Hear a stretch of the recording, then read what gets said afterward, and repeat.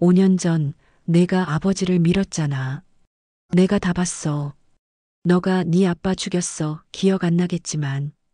곧 감옥 갈 거니깐 준비해. 매일 증거 모았단다. 네 유산은 다 내 거란다. 필름이 잠깐 끊겨 있던 사이 아빠를 내가 죽였다고 우기는 몰래 카메라로 매일 나를 감시하는 새엄마. 하지만 새엄마는 내가 복수의 칼을 갈고 있는지 몰랐다.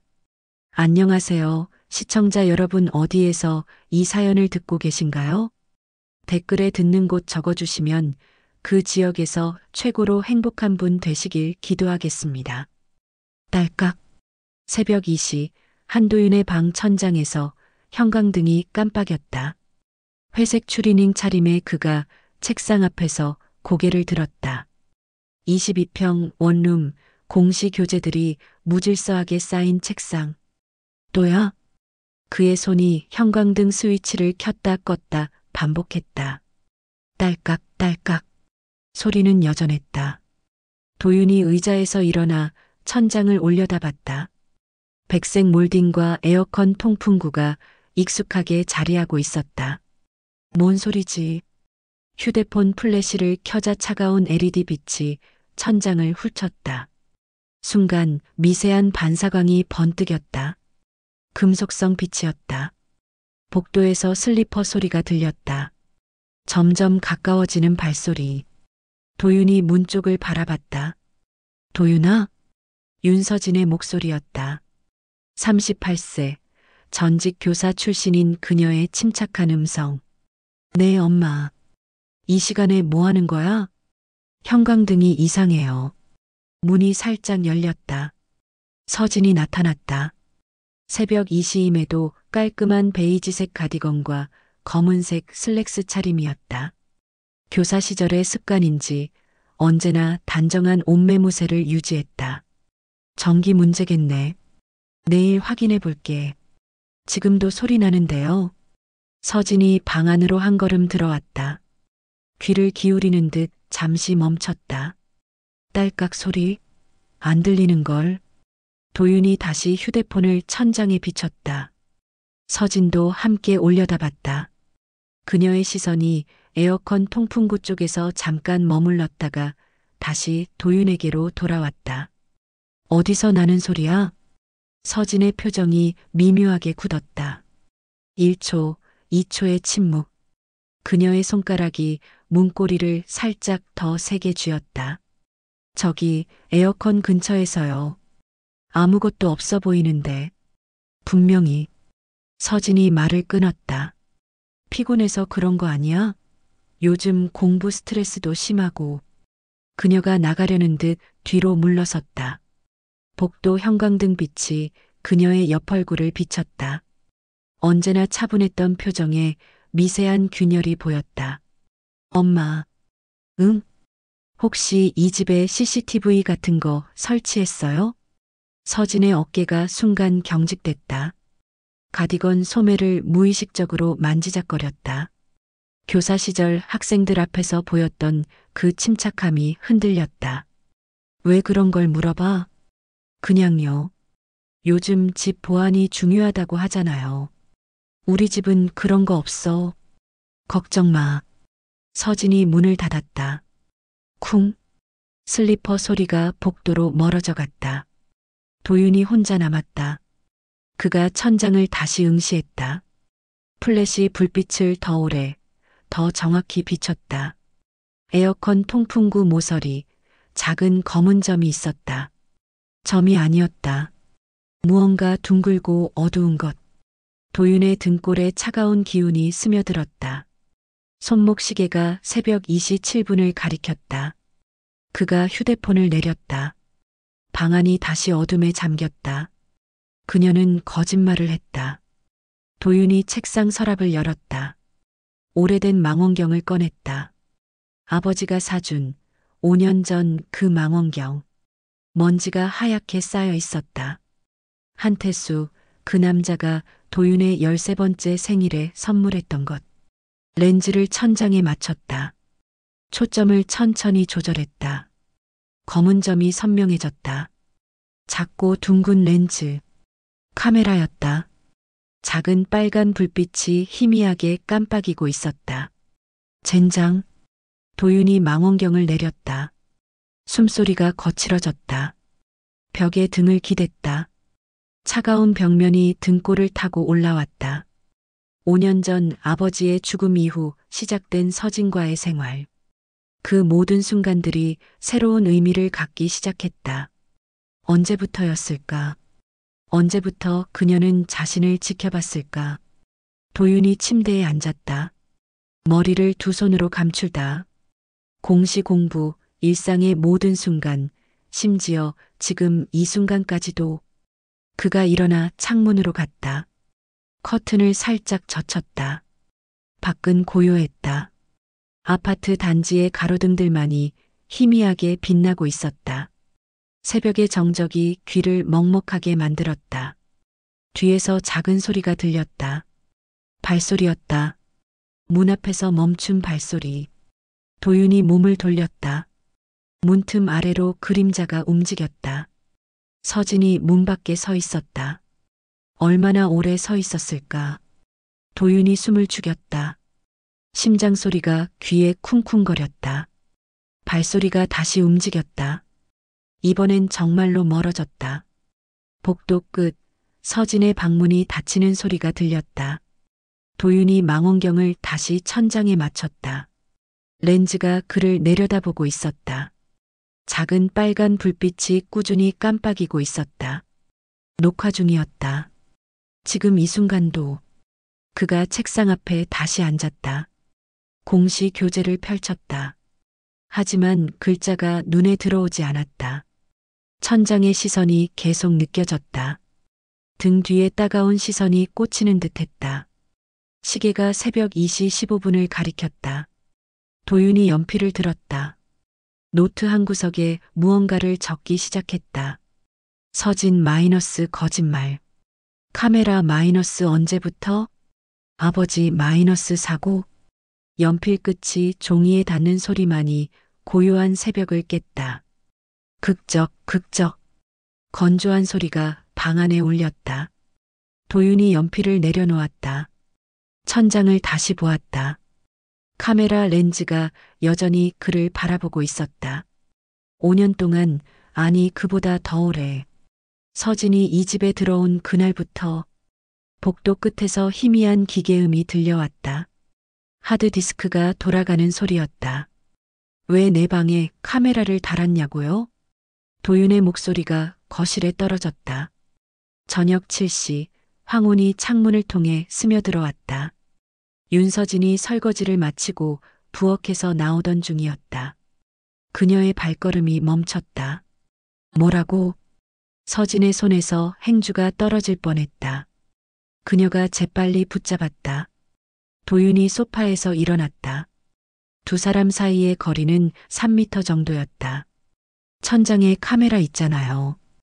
에어컨 통풍구 옆에. 무슨 소리야, 도윤아.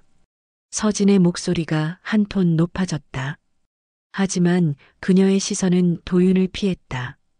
창문 쪽으로, 시계 쪽으로, 어디든 도윤이 아닌 곳으로. 어젯밤에 봤어요. 망원경으로. 도윤이 한 걸음 앞으로 나왔다. 서진이 한 걸음 뒤로 물러섰다. 부엌과 거실의 경계선에서 그녀가 멈췄다. 망원경으로 뭘 봤다는 거야? 빨간 불빛이 깜빡이고 있었어요. 녹화 중이라는 뜻이죠. 거실의 공기가 무거워졌다. 에어컨이 돌아가고 있었지만 온도가 올라가는 것 같았다. 서진의 얼굴에서 혈색이 빠졌다. 내가 착각한 거야. 착각이 아니에요. 도윤의 목소리가 더 단단해졌다. 그가 주머니에서 휴대폰을 꺼냈다. 화면에는 어젯밤 촬영한 사진이 있었다. 흐릿하지만 카메라 렌즈의 모습이 선명하게 보였다. 이것도 착각인가요? 서진이 휴대폰 화면을 보았다. 1초, 2초, 3초. 긴 정적이 흘렀다. 시계 초침 소리만이 규칙적으로 들렸다. 똑, 똑, 똑. 도윤아. 언제부터예요? 도윤이 서진의 말을 끊었다. 그의 목소리에 떨림이 있었다. 분노였을까? 배신감이었을까? 아니면 두려움이었을까? 언제부터 날 감시했어요? 서진이 행주를 꽉 쥐었다. 하얀 천이 그녀의 손에서 구겨졌다. 물방울이 바닥에 떨어졌다. 똑똑. 감시가 아니야. 그럼 뭐예요? 보호야. 널 보호하려고 한 거야. 서진의 목소리가 떨렸다. 처음으로 그녀의 침착함에 균열이 생겼다. 도윤이 코웃음을 쳤다. 보호요? 몰래카메라로? 넌 모르잖아. 내가 뭘 했는지. 서진의 목소리가 날카로워졌다. 그녀가 행주를 부엌 싱크대에 던졌다. 철퍽. 물이 튀는 소리가 났다. 내가 뭘 했다고요? 내 아버지 죽음의 원흉이잖아. 그 말이 거실에 떨어지는 순간 모든 것이 멈췄다. 에어컨 소리도, 시계 소리도, 심지어 바깥의 차 소리까지도 멈춘 것 같았다. 도윤의 얼굴이 하얗게 변했다. 뭐라고 하신 거예요? 5년 전 내가 아버지를 밀었잖아. 다 봤어. 서진이 부엌에서 나왔다. 이번에는 그녀가 도윤에게 다가왔다. 도윤이 뒤로 물러섰다. 소파에 부딪혔다. 아니에요. 저는 그런 적 없어요. 거짓말하지 마. 그날 밤 넌 아버지랑 다퉜잖아. 용돈 때문에. 도윤의 가슴이 빠르게 오르내렸다. 5년 전 그날이 떠올랐다. 아버지와의 마지막 대화. 그 후에 일어난 끔찍한 일. 저는 안 했어요. 그럼 누가 했어? 그날 거기 있던 건 너뿐이었잖아. 서진의 눈에서 차가운 빛이 났다. 도윤이 그 빛을 본 순간 등골이 서늘해졌다. 이 여자는 정말로 자신이 아버지를 죽였다고 믿고 있었다. 엄마가 증언했잖아요. 사고라고. 사고? 서진이 웃었다. 하지만 그 웃음에는 따뜻함이 없었다. 차갑고 날카로웠다. 난 널 지키려고 거짓말한 거야. 내가 감옥에 가는 걸 막으려고. 도윤의 다리에서 힘이 빠졌다. 소파에 주저앉았다. 머리가 어지러웠다. 5년 동안 자신을 괴롭혀온 죄책감, 아버지의 죽음에 대한 책임감, 그 모든 것이 서진의 거짓말 위에 세워진 것이었다. 그래서 감시한 거예요? 내가 또 누군가를 해칠까봐? 그런 게 아니야. 서진이 가까이 왔다. 도윤의 어깨에 손을 올리려 했다. 도윤이 몸을 틀어 피했다. 건드리지 마세요. 도윤이 일어났다. 온몸이 떨리고 있었다. 분노와 배신감, 그리고 5년 동안 짊어진 죄책감이 뒤섞여 폭발할 것 같았다. 도윤아, 진정해. 진정하라고요?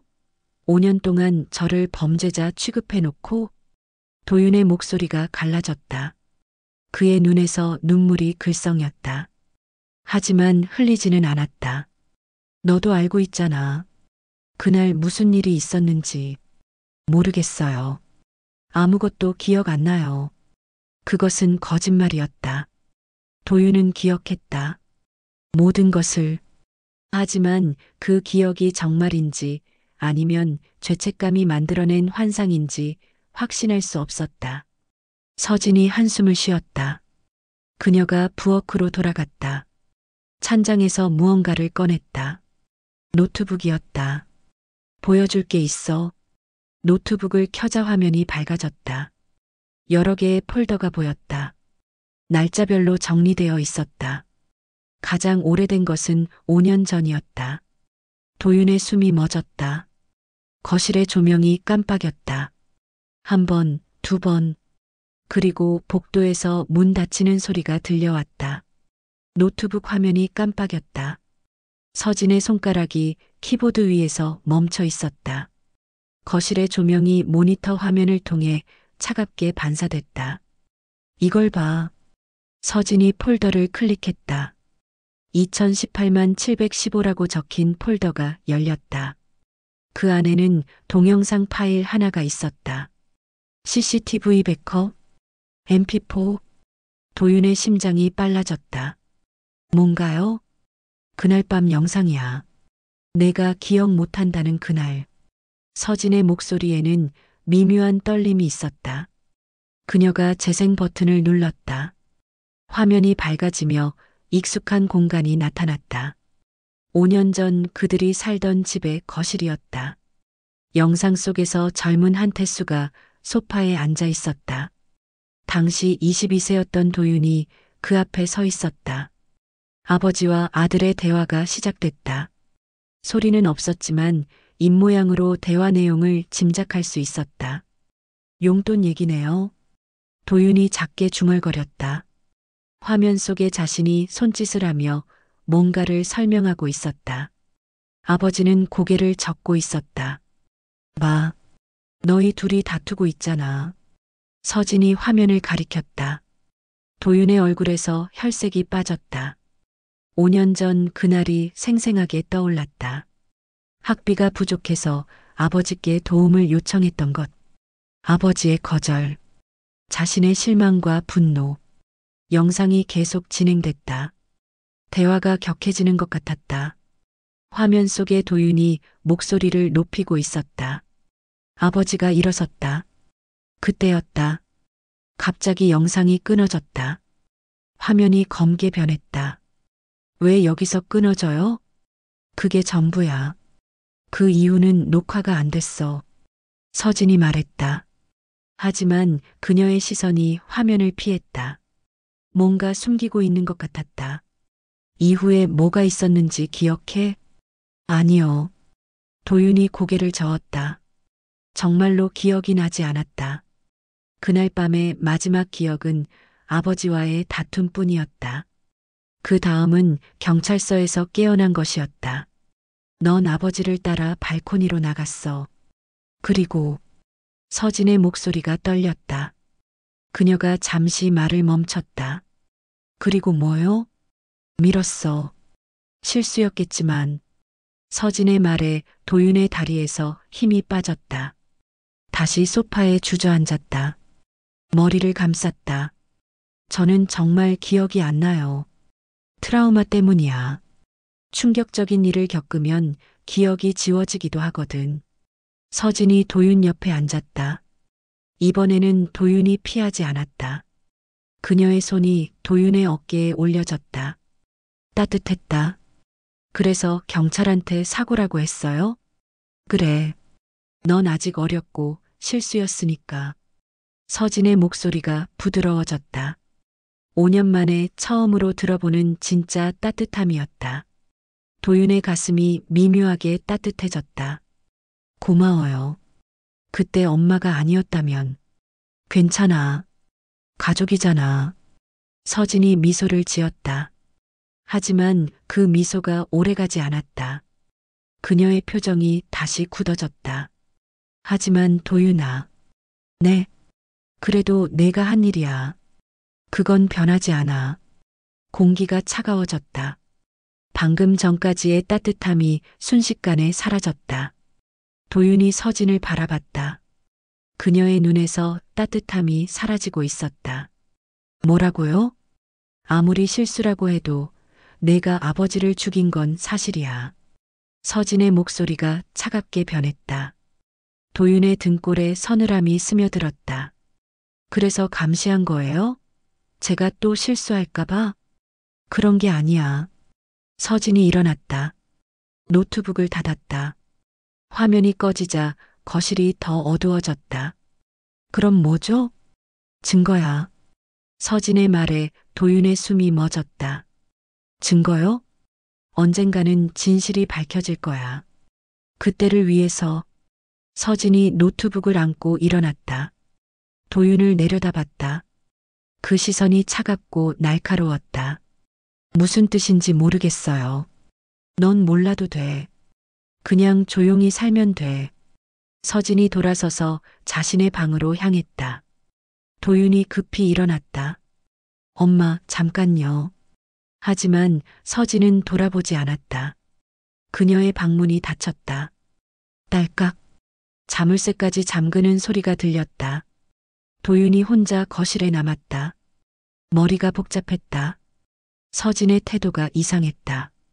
처음에는 따뜻하게 위로해 주더니 갑자기 차가워졌다. 마치 연기하는 것 같았다. 그가 서진의 방문 앞으로 갔다. 문틈 아래로 불빛이 새어나오고 있었다. 안에서 키보드 치는 소리가 들렸다. 뭔가를 타이핑하고 있었다. 도윤이 귀를 문에 대고 들어봤다. 서진이 전화하는 소리가 들렸다. 네, 맞아요. 그 영상 말고 다른 것도 있어요. 도윤의 심장이 뛰기 시작했다. 다른 영상이 더 있다는 뜻이었다. 언제 보여드릴까요? 아, 내일? 네, 알겠습니다. 전화가 끊어지는 소리가 들렸다. 도윤이 급히 거실로 돌아왔다. 가슴이 뛰고 있었다. 서진이 거짓말을 했다. 영상이 더 있었다. 그리고 누군가와 통화하고 있었다. 누구와? 왜? 거실의 조명이 깜빡였다. 한 번, 두 번, 그리고 모든 불이 꺼졌다. 정전이었다. 완전한 어둠 속에서 도윤의 숨소리만이 들렸다. 정전으로 모든 불빛이 꺼졌다. 거실이 완전한 어둠에 잠겼다. 도윤이 소파에 앉아 있었다. 창문으로 새어드는 가로등 빛만이 희미하게 방 안을 비췄다. 서진의 방에서는 아무 소리도 들리지 않았다. 정전으로 그녀의 통화도 끊어진 것 같았다. 도윤이 손으로 소파 옆 테이블을 더듬었다. 서진이 내려준 찻잔이 아직 거기 있었다. 식어버린 차가 컵 안에 그대로 남아 있었다. 그가 찻잔을 들어 입에 댔다. 차가웠다. 쓴맛이 입안에 퍼졌다. 몇 시간 전만 해도 따뜻했던 차. 그때는 서진이 여전히 자애로운 새엄마인 줄 알았다. 다른 영상도 있어요. 서진의 목소리가 귓가에 맴돌았다. 어둠 속에서 그 말이 더 명확하게 들렸다. 그녀가 보여준 영상은 전부가 아니었다. 더 중요한 뭔가가 숨겨져 있었다. 도윤이 휴대폰을 꺼내 플래시를 켰다. 차가운 불빛이 거실을 비췄다. 서진이 앉았던 자리에는 작은 먼지만이 떠다니고 있었다. 노트북이 있던 테이블 위는 비어 있었다. 그가 천천히 일어났다. 발끝으로 조심스럽게 바닥을 디뎠다. 서진의 방 문 앞으로 갔다. 문틈 아래로는 어떤 빛도 새어나오지 않았다. 완전한 정적이었다. 5년 전 그날이 떠올랐다. 아버지와의 마지막 대화. 용돈을 달라고 부탁했던 자신. 아버지의 거절. 그 이후의 기억은 여전히 흐릿했다. 하지만 한 가지는 분명했다. 그날 밤 서진도 그 집에 있었다. 그녀는 거실에서 TV를 보고 있었다. 도윤과 한태수가 다투는 소리를 들었을 것이다. 그런데 왜 그녀만이 목격자가 되었을까? 도윤이 아버지를 밀었다고 증언한 유일한 사람. 경찰은 그녀의 말만 듣고 사건을 사고로 종결했다. 도윤이 거실로 돌아왔다. 소파에 다시 앉았다. 손으로 머리를 감쌌다. 5년 동안 자신을 괴롭혀온 죄책감. 밤마다 꾸던 악몽. 아버지의 마지막 표정. 하지만 정말로 자신이 그랬을까? 아무리 화가 났어도 아버지를 밀 정도로 분노했을까? 22살의 자신이 그런 일을 저질렀을까? 창밖에서 자동차가 지나가는 소리가 들렸다. 헤드라이트 불빛이 잠깐 거실을 비췄다가 사라졌다. 다시 어둠이 돌아왔다. 도윤이 휴대폰을 들어 인터넷을 검색했다. 한태수 추락사. 5년 전 뉴스 기사들이 나왔다. 건설사 대표 의문의 추락사, 경찰 단순 사고로 수사 종결, 유족 억울함 호소. 그중 하나의 기사를 클릭했다. 기자의 이름이 눈에 들어왔다. 최민혁? 그 이름이 익숙했다. 어디서 본 것 같았다. 도윤이 더 검색해봤다. 최민혁은 사건 전문 기자였다. 미제 사건들을 추적하는 프로그램을 진행하고 있었다. 그의 프로필을 보니 대학 선배였다. 같은 과 3년 위 선배. 휴대폰 화면을 보다가 도윤의 손이 멈췄다. 최민혁의 최근 기사 제목이 눈에 들어왔다. 5년 전 건설사 대표 추락사, 재수사 필요성 제기. 일주일 전에 올라온 기사였다. 기사 내용을 읽어보니 최민혁이 한태수 사건을 재조사하고 있었다. 당시 수사의 허점들을 지적하고 있었다. 목격자 증언의 모순, 현장 증거 수집의 부실함. 도윤의 가슴이 뛰기 시작했다. 자신만이 아니었다. 다른 사람도 그 사건에 의문을 갖고 있었다. 더구나 전문 기자가. 그가 최민혁의 연락처를 찾아봤다. 신문사 홈페이지에 이메일 주소가 있었다. 도윤이 메일을 쓰기 시작했다. 안녕하세요. 저는 한태수의 아들 한도윤입니다. 선배님의 기사를 보고 연락드립니다. 제가 아는 것들을 말씀드리고 싶습니다. 메일을 다 쓰고 나서 도윤이 잠시 멈췄다. 정말 보내도 될까? 이렇게 하는 것이 맞을까? 하지만 더 이상 혼자서는 진실을 찾을 수 없었다. 전송 버튼을 눌렀다. 메일이 발송됐다. 도윤이 휴대폰을 내려놓았다. 가슴이 두근거렸다. 이제 돌이킬 수 없었다. 밖에서 전력 복구 작업하는 소리가 들렸다. 작업자들의 목소리와 기계 소리. 곧 전기가 들어올 것 같았다. 도윤이 창문으로 갔다. 커튼을 살짝 젖혔다. 전봇대 근처에서 작업등이 밝게 빛나고 있었다. 작업자들이 전선을 수리하고 있었다. 그때 휴대폰에서 진동 소리가 났다. 메시지가 온 것이었다. 발신자는 최민혁이었다. 도윤 씨 메일 확인했습니다. 내일 만나서 얘기하시죠. 제가 알고 있는 것도 들려드릴게요. 도윤의 손이 떨렸다. 드디어 진실에 한 걸음 가까워진 기분이었다. 5년 동안 혼자 짊어졌던 무게를 나눌 사람이 생겼다. 거실의 조명이 다시 켜졌다. 갑작스러운 불빛에 도윤이 눈을 깜빡였다. 전력이 복구된 것이었다. 서진의 방에서도 불빛이 새어나오기 시작했다. 그리고 노트북이 다시 켜지는 소리가 들려왔다. 커피숍의 형광등이 깜빡였다. 오후 3시 한도윤이 창가 자리에 앉아 있었다. 맞은편에는 최민혁이 노트북을 열고 있었다. 33세의 기자는 5년 전보다 야위었지만 눈빛은 더 날카로워 보였다. 정말 놀랐어요. 후배가 먼저 연락해 올 줄은. 민혁이 커피를 한 모금 마셨다. 도윤이 고개를 끄덕였다. 어젯밤 메일을 보낸 후 잠을 제대로 이루지 못했다. 선배님 기사를 보고 용기가 났어요. 저 혼자만 의심하는 게 아니었구나 싶어서. 5년 동안 힘들었겠네. 아버지를 직접 밀었다는 죄책감을 안고 살았으니. 민혁의 목소리에 동정이 섞여 있었다. 도윤이 주먹을 쥐었다. 하지만 이상한 게 많아요. 어제 새엄마가 보여준 영상도 그렇고. 어떤 영상? 도윤이 어제 있었던 일을 자세히 설명했다. 서진이 보여준 CCTV 영상, 갑자기 끊어진 화면, 그리고 다른 영상이 더 있다는 전화 통화까지. 민혁이 노트북 키보드를 두드렸다. 화면에 여러 개의 파일이 나타났다. 나도 그날 현장을 조사했어. 경찰이 놓친 부분들이 많았지. 어떤 부분들이요? 첫째, 추락 지점과 발코니의 거리.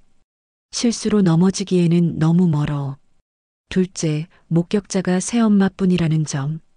셋째, 현장에 있던 CCTV가 사건 직후 고장났다는 기록. 민혁이 화면을 돌려 도윤에게 보여주었다. 당시 경찰 수사 기록의 사본이었다. 그리고 가장 이상한 건 이거야. 민혁이 다른 파일을 열었다. 서진의 진술서가 나타났다. 새엄마 진술을 보면 처음에는 아무것도 보지 못했다고 했어. 그런데 며칠 후 갑자기 도윤이가 아버지를 밀었다고 바꿨지. 도윤의 숨이 멎었다. 서진이 거짓말을 했다는 증거였다. 왜 진술을 바꿨을까요? 그게 핵심이야. 뭔가 숨기고 싶은 게 있었던 거지. 민혁이 노트북을 닫았다. 도윤을 직시했다. 도윤아, 내가 정말로 아버지를 밀었다고 생각해? 도윤이 잠시 침묵했다. 5년 동안 스스로에게 수없이 던졌던 질문이었다. 모르겠어요. 기억이 안 나요. 기억이 안 나는 게 아니라 애초에 그런 일이 없었을 수도 있어. 민혁의 말에 도윤의 가슴이 뛰기 시작했다. 그럼 진짜 범인은 누구죠? 그건 우리가 찾아야 할 일이야. 그런데 새엄마가 다른 영상이 있다고 했지? 네. 어젯밤 누군가와 통화하면서 그렇게 말했어요. 민혁이 다시 노트북을 열었다. 화면에 해킹 프로그램이 나타났다. 집 와이파이 비밀번호 알아? 네, 알아요. 좋아. 새엄마 노트북에 원격 접속해보자. 도윤이 와이파이 정보를 알려주었다. 민혁의 손가락이 빠르게 키보드를 두드렸다. 몇 분 후 서진의 노트북 화면이 나타났다. 들어왔다. 화면에는 여러 개의 폴더가 보였다. CCTVRECORDS, BACKUPFILES, 에버던스 등등. 민혁이 에버던스 폴더를 클릭했다. 그 안에는 도윤이 어제 본 것보다 훨씬 많은 파일들이 있었다. 날짜별로 정리된 영상들. 가장 중요한 것은 2018만 715의 VULL, MP4였다. 이거다. 민혁이 파일을 더블 클릭했다. 영상이 재생되기 시작했다. 5년 전 그날 밤에 거실이 나타났다. 화면 속에서 도윤과 한태수가 대화하고 있었다. 어제 본 영상과 동일했다. 하지만 이번에는 영상이 끊어지지 않았다. 대화가 격해지고 한태수가 일어났다. 도윤도 따라 일어났다. 그때 화면 한쪽에서 서진이 나타났다. 저기 새엄마가 나오네요. 서진이 아버지와 아들 사이에 끼어들었다. 뭔가를 말하고 있었다. 소리는 없었지만 입모양으로 짐작할 수 있었다. 진정하라는 듯한 제스처. 그 후 한태수가 발코니로 나갔다.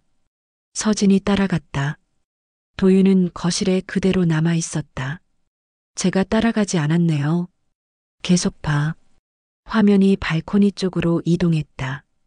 또 다른 카메라였다.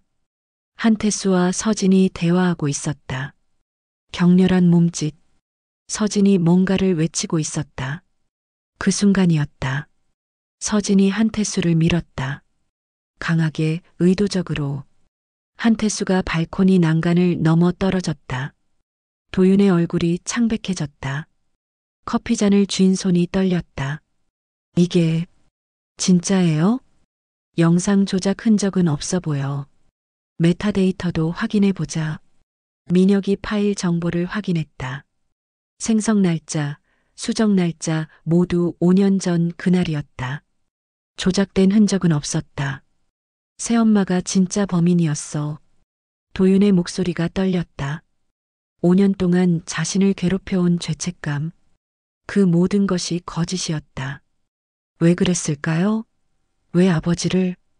그건 더 조사해봐야 할 것 같아. 하지만 분명한 건 내가 무죄라는 거야. 민혁이 영상을 처음부터 다시 재생했다. 이번에는 더 자세히 관찰했다. 봐, 내가 거실에 있을 때 새엄마가 발코니로 나가잖아. 그리고 아버지와 단둘이 대화한 후에 밀었어. 화면 속에서 서진의 표정이 순간적으로 변하는 것이 보였다. 평소의 온화한 모습에서 차가운 표정으로. 계획적이었어. 우발적인 게 아니라. 민혁이 다른 폴더들도 확인했다. 몰래카메라 영상들이 수두룩했다.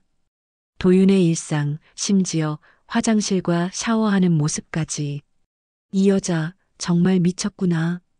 도윤이 화면을 보며 소름이 돋았다.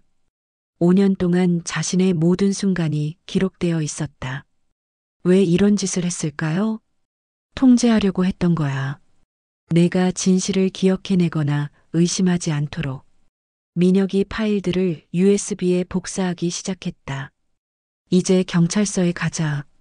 이 증거면 충분해. 도윤이 고개를 끄덕였다. 마침내 진실을 찾았다. 아버지의 진짜 죽음의 원인을, 그리고 자신의 무죄를. 커피숍 창문으로 햇빛이 들어왔다. 5년 만에 처음으로 따뜻하게 느껴지는 빛이었다. 민혁이 노트북을 닫으면서 말했다. 이제 내 인생을 되찾을 차례야. 밖에서 경찰차 사이렌 소리가 멀리서 들려왔다. 형광등이 차갑게 깜빡였다. 경찰서 조사실, 오후 5시. 한도윤이 플라스틱 의자에 앉아 있었다. 맞은편 테이블 너머로 윤서진이 들어왔다. 수갑을 찬 그녀의 발걸음이 바닥에 울렸다. 서진의 베이지색 가디건은 여전했지만 어깨가 축 처져 있었다. 그녀가 도윤 앞에 앉았다. 두 사람 사이의 거리는 1미터. 5년 만에 가장 가까우면서도 가장 먼 거리였다. 앉으세요. 경위 박현수가 말했다. 서진이 의자를 끌어당겼다. 끽. 금속 다리가 바닥을 긁는 소리가 조사실에 울렸다. 도윤이 서진을 바라봤다. 그녀의 얼굴에서 평소의 온화함은 사라져 있었다. 입술이 바짝 말라 있었고 눈가에 다크서클이 짙었다. 내가 고발했구나. 서진의 첫 마디였다. 목소리에 원망이 섞여 있었다. 도윤이 고개를 끄덕였다. 네. 5년 동안 너를 지켜줬는데 지켜준 게 아니라 감시한 거잖아요. 도윤의 목소리는 평온했다. 분노도 원망도 없었다. 그저 사실을 말할 뿐이었다. 서진이 손을 테이블 위에 올렸다. 수갑의 차가운 쇠사슬이 테이블에 닿았다. 쨍그랑. 작은 금소금이 울렸다. 박현수 경위가 USB를 테이블에 놓았다. 민혁이 제공한 증거 파일들이 들어 있었다. 이 영상들을 보셨죠? 윤서진 씨. 서진이 대답하지 않았다. 시선을 창문 쪽으로 돌렸다. 석양빛이 유리창을 통해 들어와 그녀의 옆 얼굴을 비췄다. 왜 하셨어요? 도윤이 물었다. 5년 동안 품고 있던 질문이었다. 서진이 고개를 돌려 도윤을 바라봤다. 내 아버지가 날 버리려고 했어. 서진의 목소리가 떨렸다. 처음으로 그녀의 가면이 벗겨지는 순간이었다. 뭐라고요? 재혼한 지 1년 만에 이혼하자고 했어. 그날 밤에 서진의 눈에서 눈물이 글썽였다. 하지만 흘리지는 않았다. 그래서 죽였어요? 죽이려고 한 게 아니야. 그냥 화가 나서. 그 순간 조사실의 공기가 멈춘 것 같았다. 에어컨 소리도 복도의 발소리도 모든 것이 정지했다. 도윤의 가슴이 답답해졌다. 아버지가 죽은 이유가 그렇게 단순할 줄은 몰랐다. 사랑도 증오도 아닌 순간적인 감정. 그래서 저한테 죄를 뒤집어 씌운 거군요. 미안해. 서진이 작게 중얼거렸다. 하지만 그 사과에는 진정성이 느껴지지 않았다.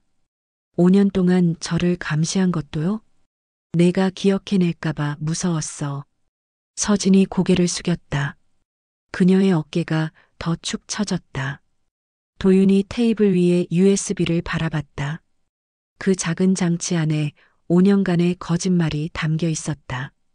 자신의 무죄를 증명하는 동시에 서진의 죄를 입증하는 증거. 후회해요? 도윤이 물었다.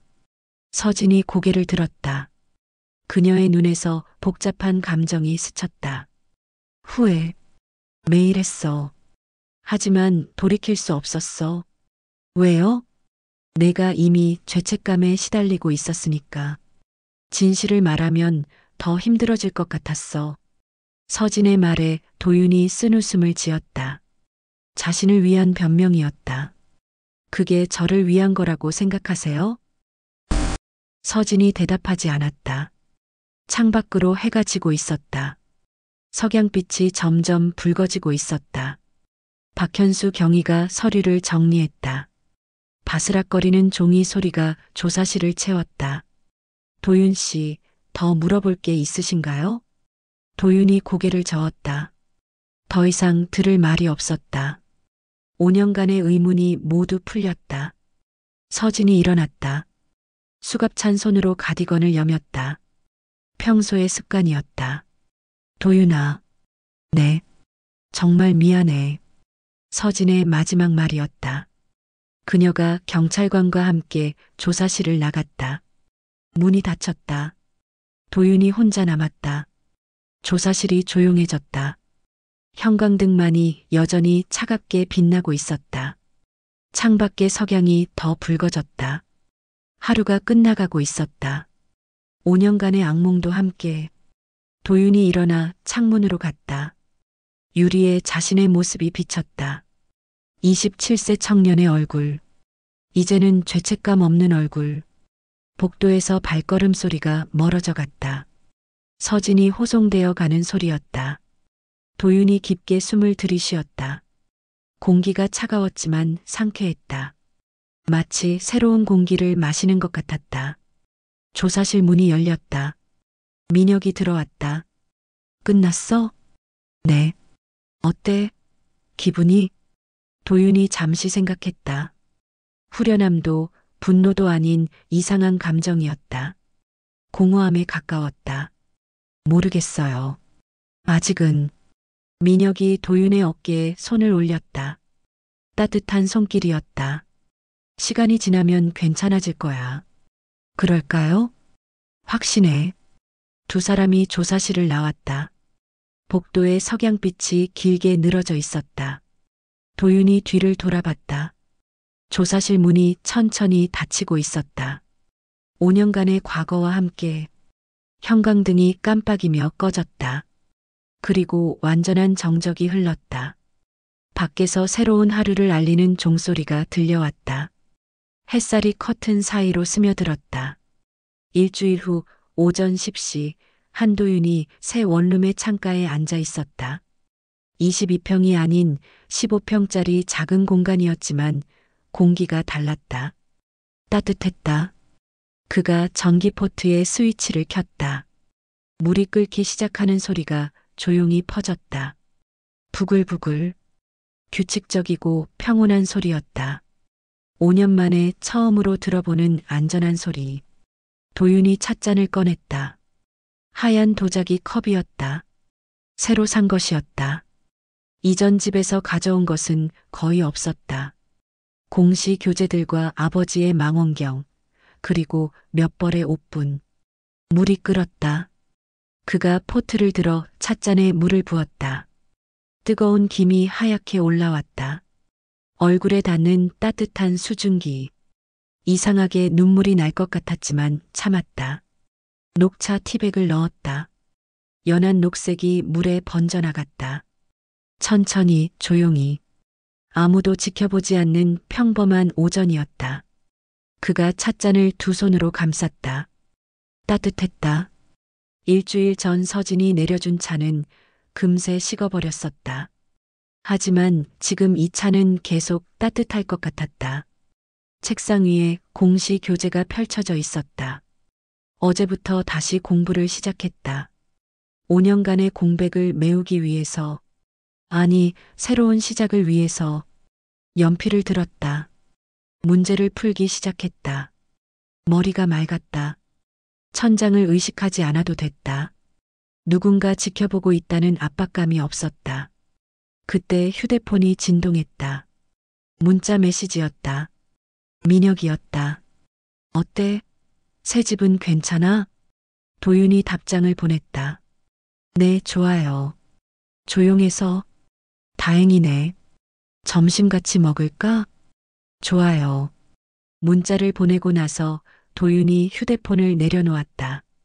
민혁이 있어서 다행이었다. 5년 만에 생긴 첫 번째 진짜 친구. 그가 다시 차를 마셨다. 여전히 따뜻했다. 입안에 은은한 녹차 향이 퍼졌다. 쓰지 않았다. 단맛이 났다. 창밖으로 새소리가 들렸다. 지저귀는 소리가 방 안까지 들려왔다. 봄이 오고 있었다. 5년 만에 제대로 느끼는 계절의 변화. 도윤이 망원경을 꺼냈다. 아버지가 사준 그 망원경. 이제는 천장에 카메라를 찾기 위해서가 아니라 원래 목적으로 사용할 수 있었다. 밤하늘의 별을 보기 위해서 렌즈를 창문 쪽으로 향했다. 멀리 산이 보였다. 선명하고 푸른 산. 도시의 끝자락에 있는 이 작은 원룸에서는 자연이 가까웠다. 점심시간이 가까워지고 있었다. 도윤이 교재를 덮었다. 옷을 갈아입기 위해 일어났다. 거울에 비친 자신의 모습을 보았다. 27세의 얼굴. 예전보다 밝아 보였다. 눈 밑에 다크서클이 줄어들었고 표정이 편안해졌다. 죄책감이 사라진 얼굴. 외출 준비를 마치고 문을 나서려다 도윤이 멈췄다. 뒤를 돌아봤다. 작지만 따뜻한 공간. 누구의 감시도 없는 자유로운 공간. 열쇠로 문을 잠갔다. 딸깍. 작고 단단한 소리였다. 안전한 소리였다. 복도를 걸어나가면서 도윤이 작게 웃었다. 오랜만에 짓는 진짜 웃음이었다. 엘리베이터 버튼을 눌렀다. 딩. 문이 열렸다. 안으로 들어가면서 그가 창밖을 바라봤다. 하늘이 맑았다. 바람이 불어왔다. 따뜻한 봄바람이 얼굴을 스쳤다. 새로운 하루가 시작되고 있었다.